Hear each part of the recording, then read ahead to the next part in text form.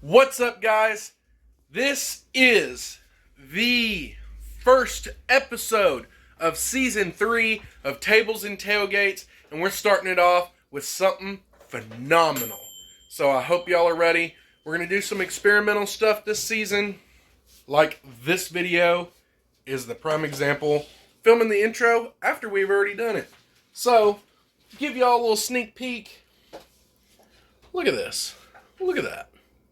Looks amazing. It tastes amazing too. So, I'm gonna let Tasha take over. She's cooking it for y'all. Enjoy. Hold on. Go. Essentially, you put your ground turkey in the pan, season it with, this is what I'm using. Be careful because it's salty if you're using it too. You brown, well, is it brown? Yeah, you brown the meat. Brown the meat. That's all I'm doing right now.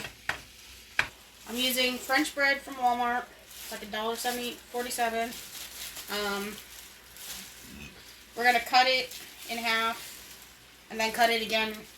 Well, cut it in fours so that way you're not eating a whole bunch of bread. But then you use provolone. Essentially, you put it together just like a cheesesteak, minus the onion, pepper, and beef.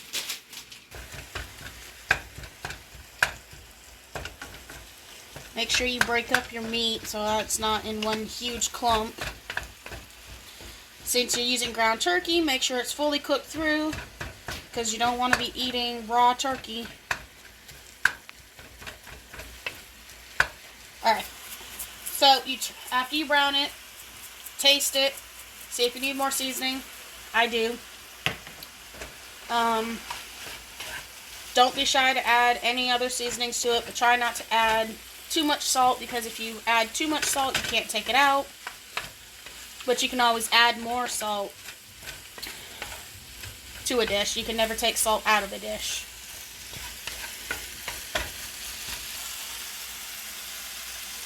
Add a little pepper.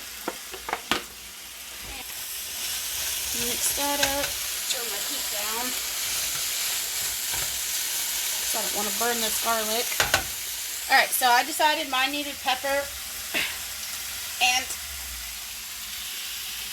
maybe garlic if I can open it. There we go. A nice spoonful of garlic. Make sure it's well mixed in. May have to add a little more cheesesteak seasoning. I'm not sure yet, but that's why you always taste your food before you serve it.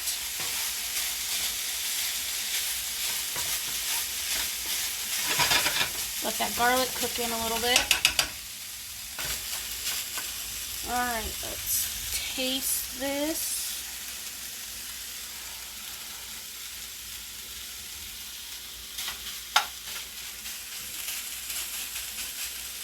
It's pretty good. Now, when you cut bread, you always want to use a serrated knife, preferably a bread knife. I don't have a bread knife, so I'm going to use this one. See, that's about half. And make sure that you cut slowly so that way you're not butchering the bread. If you don't use a serrated knife, you make the bread, when you cut it, the bread does this, and then it's no good. Then you take your knife, cut it halfway through because you want to sub, not two pieces of bread. Never cut towards yourself.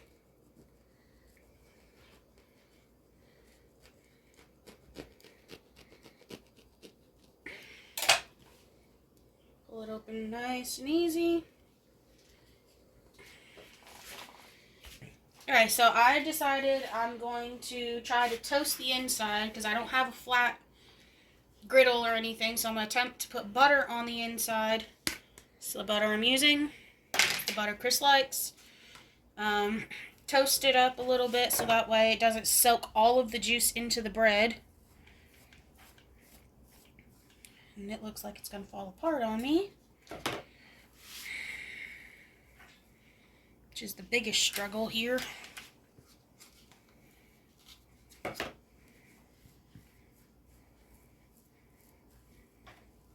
Don't want to use too much butter because then it won't toast properly. But you want to get enough of the surface covered to where it can toast. Now you can use an oven. I'm using my toaster oven just because it's quicker and easier. Set it to toast. We'll say try 10 minutes and then just check on it. Alright, I took it out of the toaster oven.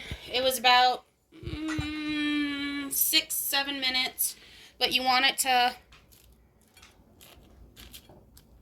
have that crunch. Just a little. And then, let me go get the meat. This is what you don't want it to do. It's fall apart, but it happens occasionally. And you take your meat, stick it in here,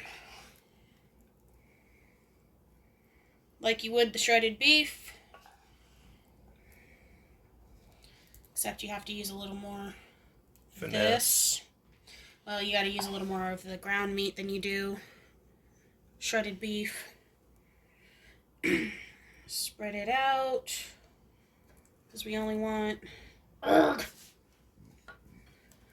one side toasted with the cheese. Because we're going to fold it in half. Take your cheese. Do this. And that would take the pan back out.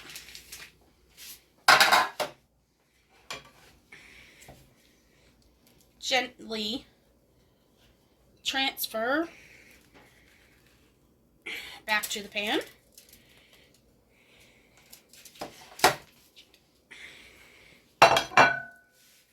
Didn't cool down enough. Put it back in to toast until the cheese is melted. Okie dokie. That's what it should look like when you pull it out because the cheese is melted. Transfer back there.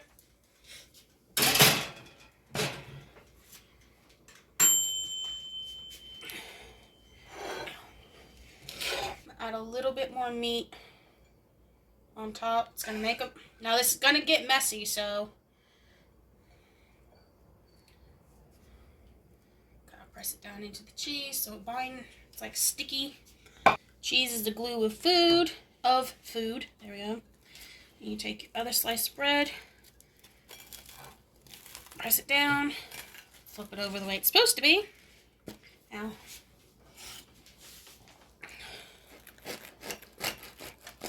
that's the sound you want to hear when you cut it. Maybe, if my knife wants to work properly. And that's what the inside looks like. It's a lot of bread for not a lot of meat, but I mean, it's messy. It's kind of what you get. Man, that looks good. Alright, let's let it cool down for a minute and then we'll give you guys a taste test. You definitely want to let it cool down so you don't burn your mouth. Alright, now time for the taste test.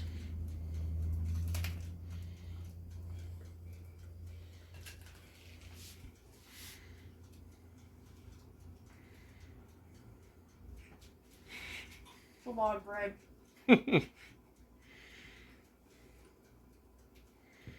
Doesn't exactly taste like cheesesteaks because you're using turkey, but and you don't have the onions and the peppers, but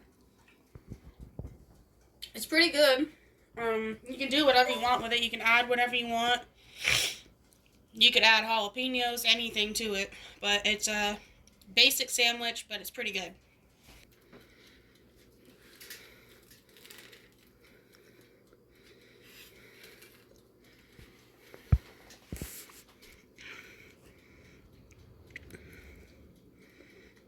I agree. It is a lot of bread. And it has the Philly cheesesteak flavor with the twist. I think if honestly we put some like onions and peppers in it, spot on. Wholeheartedly spot on. 10 out of 10. Recommend this. You know, I like it. I think it tastes really good. Alright guys, so this was the Season 3 opener to Tables and Tailgates. I hope y'all liked it. We sure as hell did. We have tons more recipes coming out for y'all. Lots and lots of experimental stuff. This right here, 100% experimental. We filmed as we did it. We just kind of made it up as we went along. And we hope you guys enjoy it. Leave a comment down below what y'all want to see, what y'all want to see us cook. Because I'm a big man. I like to eat. Alright guys, thanks for watching Season 3, Tables and Tailgates. Peace.